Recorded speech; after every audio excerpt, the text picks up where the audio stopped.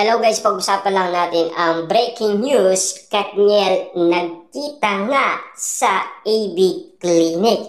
Exclusive na pinag-uusapan yun guys. Kaya nga naman pala, merong sinasabi si Sian Gasa na nagtatagpong palihim umano sina Catherine Bernardo at Daniel Padilla. Ayon umano guys sa bali-balita, finish na. Katniel spotted lihim na tagpo sa IB Clinic, bistado na.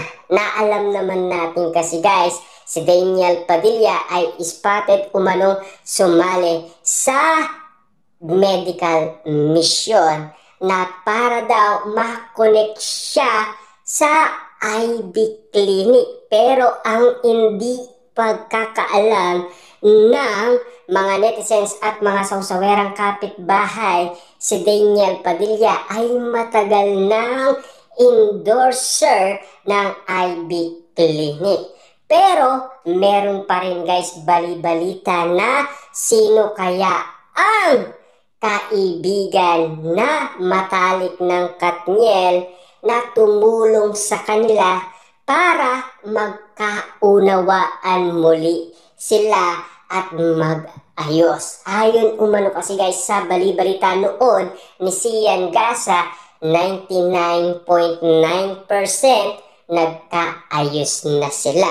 At lalong-lalo na guys, karagdagang balita kay Christy Permin.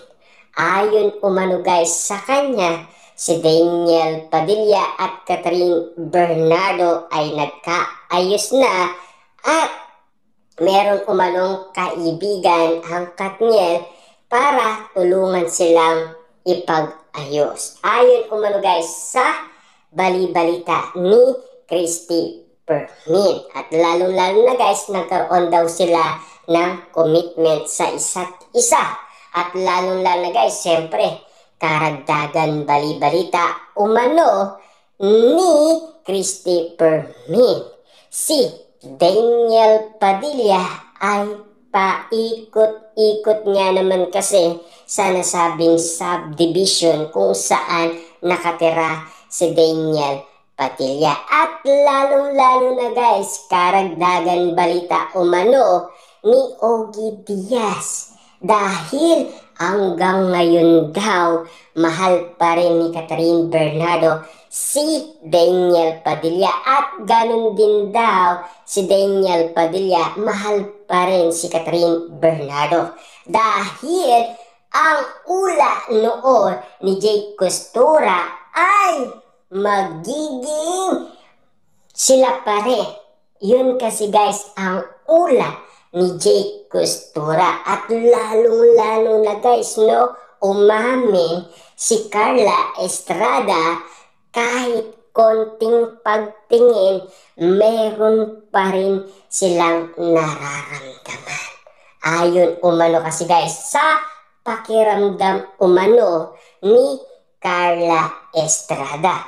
Kaya nga naman guys, dali-dali ginulat ng Katniel ang mga Delulu fans. Kaya nga naman guys, bigla silang nanahimik at uminto sa kanilang bardagulan.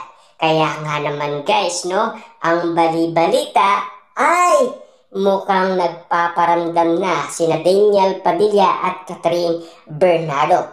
Pero malakas pa rin guys ang bali-balita kung bakit nga naman kasi guys pinag-usapan sila Daniel Padilla at Catherine Bernardo sa IB Clinic. Sila bistado at pinag-uusapan. Siyempre guys, inalam natin ang katotohanan kung ano ang pinag-uusapan ng mga netizens. Kung bakit nga naman kasi guys, napakabilis ng proseso. Ibig sabihin lang nito guys, kaagad-agad ay naging marupok daw si Catherine Bernardo. Kita nyo naman guys, no, nang nabalitaan umano ng mga netizens at mga Delulu fans at lalong-lalo guys ang mga sausawerang kapitbahay na meron ng jowa si Catherine Bernardo, walang iba kundi si Mayor Mark Alcala. Ano ang bulong-bulungan nila? Mas mabuti pa daw na balikan ni Catherine Bernardo si Daniel Padilla kesa mahalin niya si Mayor Mark Alcala. Pero nang dahil guys sa pagpaparamdam ni Catherine Bernardo at Daniel Padilla, parang hindi nila nagustuhan. Parang hindi pa rin sila anda sa kanilang nakikita. Kung bakit dudang-duda sila at nagtataka kung bakit nga naman guys nagpaparamdam ang kanilang idolo sa isa't isa, lalong-lalo na kasi guys napapansin yan ng karamihan. Kaya nga naman guys pinag-uusapan natin to sa lahat ng mga kaganapan ng Katniel. Nais lang natin kasi guys malaman ninyo kung ano ang say ng mga Delulu fans. Kita nyo naman guys noon botong-boto sila kay Daniel Padilla at Catherine Bernardo na magkabalikan. Alam naman natin yan guys, last 2023 ay pinag-usapan yan. Last 2024, ganun din guys ang angarin nila.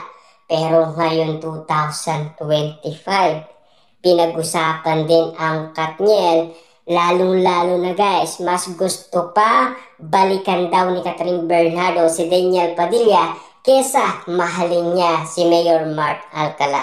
Pero ngayon guys, sina Catherine Bernardo at Daniel Padilla na ang kumikilos. Grabe, ano ang nangyayari? Bakit sila nagtataka? Bakit nga naman guys kinagulat nila ang bawat pangyayari? Nasanay kasi sila guys ng 1 year na hindi magkasama ang Katniel, sina Daniel Padilla at Catherine Bernardo. Lalong-lalo na guys sa pagtawag kay Daniel Padilla na DJ at Daniel Padilla. Yan kasi guys ang naririnig natin na kaguluhan sa social media. At lalo-lalo na guys, ganun din si Catherine Bernardo. Sanay na sila.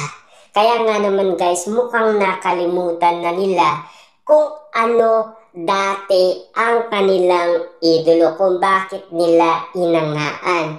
Pero sila ay nagtataka at kinagulat. Dati, nagre-request sila at lalong-lalo guys, nagdarasal.